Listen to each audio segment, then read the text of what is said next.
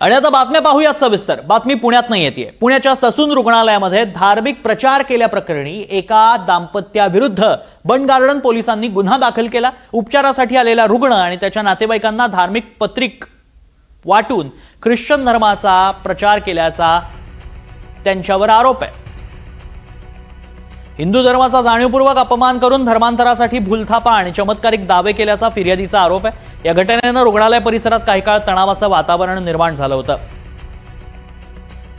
उपचारास आलेला रुग्ण नातेवाईकांना पत्रिका वाटल्याचा आरोप करण्यात आलाय। हिंदू धर्माचा अपमान करून यशपाल सोनकांबळे अधिक माहिती देत आहेत। आमचे प्रतिनिधी सध्या संपर्कात आहेत।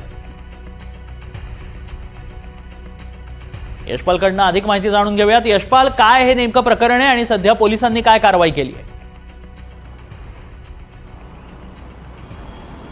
तन्मय, आता अत्यंत धक्कादायक अशी बाब समोर आलेली आहे। ससून सरोपचार रुग्णालयामध्ये जे एक दाम्पत्य होतं, सुनील वर्गीस आणि प्रतिभा वर्गीस यांनी कृपासनम नावाचे जे पेपर्स आहेत, ते ख्रिस्ती धर्माचा प्रचार करणारे पेपर्स रुग्णालयातील पेशंट असतील, त्यांचे नातेवाईक असतील आणि आसपासच्या सर्व लोकांना वाटत होते। या संदर्भात ऋषिकेश पांडे यांनी ऑब्जेक्शन घेतलं आणि त्यांनी बंड गार्डन पोलीस स्टेशनमध्ये तक्रार दाखल केली। खरं तर सार्वजनिक रुग्णालय आहे ससून, परंतु या ठिकाणी अशा पद्धतीने धार्मिक प्रचार करण्यास कुठल्याही पद्धतीचा प्रतिबंध नाही आहे। त्यामुळं जे गरीब लोक आहेत, गरजू लोक आहेत, जे आजाराने त्रस्त आहेत, त्यांना मदतीचं आमिष दाखवून त्या ठिकाणी धर्मांतर करण्यासंदर्भात त्यांना प्रलोभनं दिली जात असल्याचा आरोप या ठिकाणी ऋषिकेश पांडे यांनी केला आहे। आता बंड गार्डन पोलीस स्टेशनमध्ये शुक्रवारी रात्री उशिरा त्या ठिकाणी FIR झालेली आहे। आता पुढचा तपास सुरू आहे। खरं तर हे सुनील वर्गीस आणि प्रतिभा वर्गीस हे एका चर्चशी संबंधित आहेत आणि त्यांच्याकडून अशा पद्धतीने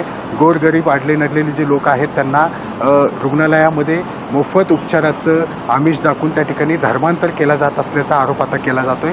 पुढील तपास आता बंड गार्डन पोलीस स्टेशन करतायत। खरं तर ही अत्यंत गंभीर बाब आहे। पुण्यामध्ये अशा पद्धतीने ससून रुग्णालयामध्ये हा प्रकार झाल्यामुळं हा धक्कादायक प्रकार समोर आला। आता ससून रुग्णालय प्रशासनाकडून मात्र या संदर्भात कुठलीही अधिकृत माहिती आलेली नाही आहे, परंतु अशा पद्धतीने धर्मांतर करण्यासाठी ससून रुग्णालयाचा वापर होणं हे अत्यंत गंभीर बाब आहे। तन्मय, नक्कीच, आणि आता पोलीस काय कारवाई करतात हे पाहणं महत्त्वाचं असणार आहे। धन्यवाद यशपाल, आपण दिलेल्या सगळ्या सविस्तर माहितीसाठी।